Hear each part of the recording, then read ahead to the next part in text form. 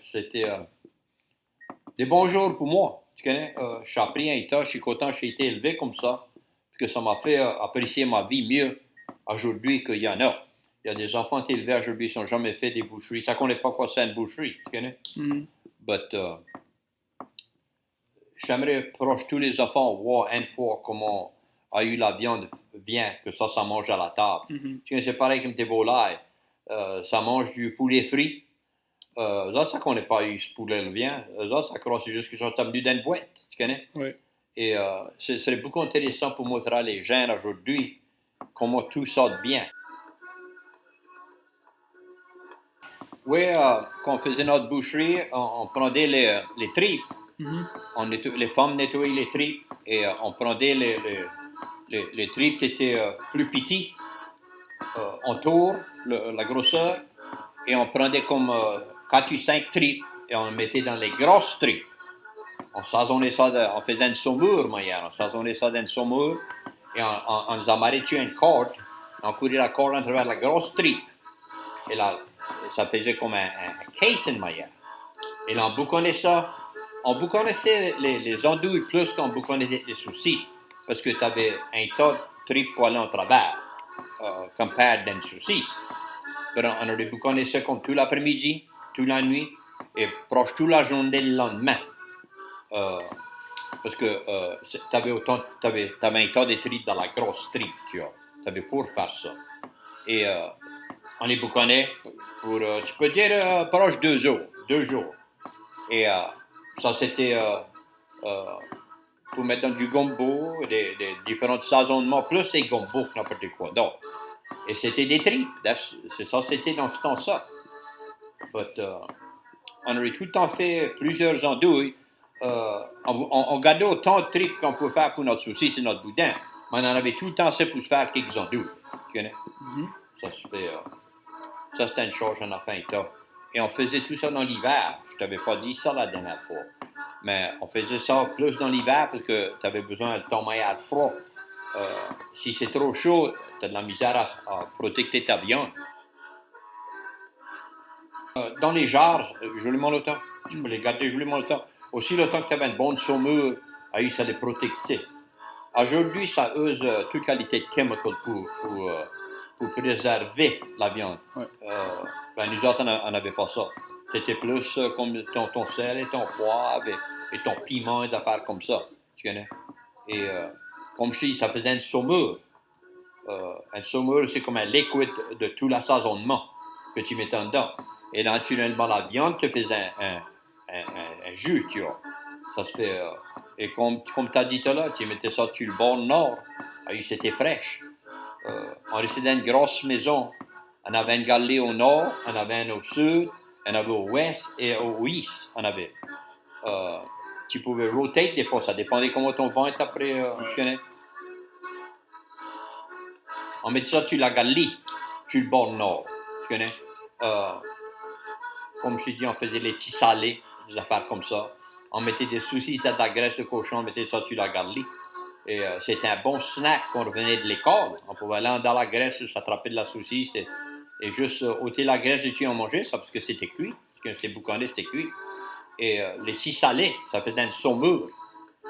C'était pas la chose qui sentait aussi bon qu'il y avait. Mais bon, ça te faisait un bon meal, un bon dîner, on va dire. Là, tu connais, on a parlé l'autre jour, tu as du foie. Tu peux pas mettre tout le foie dans le boudin parce que c'était trop fort, parce que ça donnait trop un goût fort. Ça se fait, on mettait comme un partie du foie, et on mettait le cœur, on mettait les kidneys, on mettait tout ça dans le boudin, tout ça c'était cuit. Là, des fois, on regardait, on se faisait une sauce avec la boucherie et tout. Mm-hmm. On cuvait du backbone, fricassé, et là, on cuvait le débris d'une sauce brown. Ça faisait beaucoup une bonne sauce. Mais une partie de ça allait dans le Hawkhead cheese. Okay?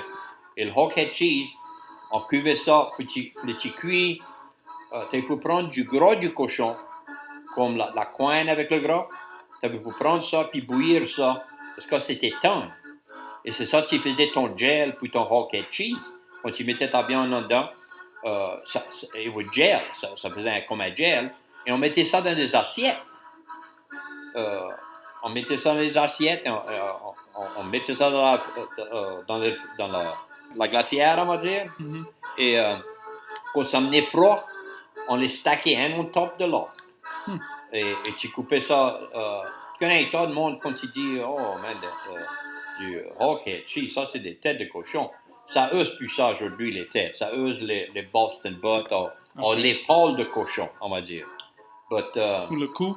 ouais, comme le cou et on parlait comme on couvrait pas les oreilles et le nez. Ouais. Tu connais ça, c'était tout jeté.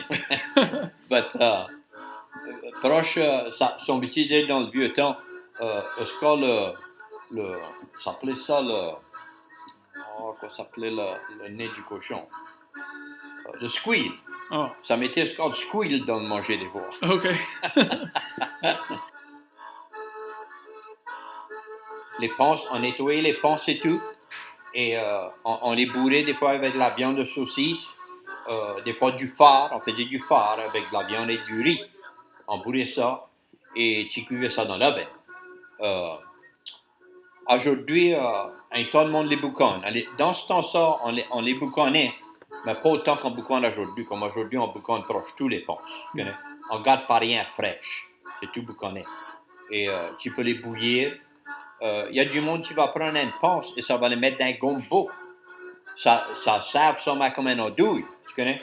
Et après, ton gombo est cuit, ça coupe ça, ça le slice, ça se fait ça goût pareil comme un andouille, parce que c'est proche de la même affaire que tu fais tes andouilles avec, tu connais? C'est bon, tu connais? Even today, aujourd'hui, on fait toujours des ponces bourrées, tu connais? Mm-hmm. Ça se vend bien. Saucisses bouconnées, on usait comme les hams de cochon et les épaules, une partie des épaules. Et c'était proche tout, on usait comme dans les saucisses même. Et là, tu connais, on avait les gigots de cochon, comme les jambes et les gigots jusqu'à les pieds. Ça, c'était coupé et mis dans des petits salés. Il n'y avait pas un temps, t'étais jeté. Mm-hmm. Et tu connais la queue de cochon frit avec les gratons. On frisait ça avec les gratons. Okay. On prenait la queue, on mettait ça dans les gratons et tout vient se battre pour la queue, tu connais? Les saucisses, on mettait ça dans un poulailler. On mettait des poules à faire. On nettoyait tout ça bien et on mettait une baille, on fouillait un trou, on mettait une baille et on mettait du bois, et on allumait le bois et on mettait un fer blanc sur la baille pour pas que ça soit une flamme, ça faisait une boucan. Et on pendait tout ça sur des rods en dedans. Dans le temps, c'était du bois, c'était des tuyaux, du bois. On pendait ça dedans et on bouconnait ça dedans. On bouconnait les saucisses, on bouconnait les andouilles et le bacon. On avait du bacon, parce qu'on usait le côté du cochon, le green bell, il s'appelle. Okay. Ouais. Ça, c'était les bons jours. Tu avais tout le temps du manger fraîche. Comme je te dis, le voisinage venait, tout quelqu'un prenait de la viande, tout se ramenait. Et il y avait des bouchers qui faisaient joliment souvent, parce qu'on prenait chacun notre tour dans le voisinage. Ça se fait. Tu avais tout le temps proche de la viande fraîche. Quand on n'avait pas de glacière, pas rien dans le temps, tu pouvais faire avoir de la glace à tout moment. Mais il n'y avait pas un tas de ça non plus. Ça se fait. On avait tout le temps du jardinage fraîche et tout.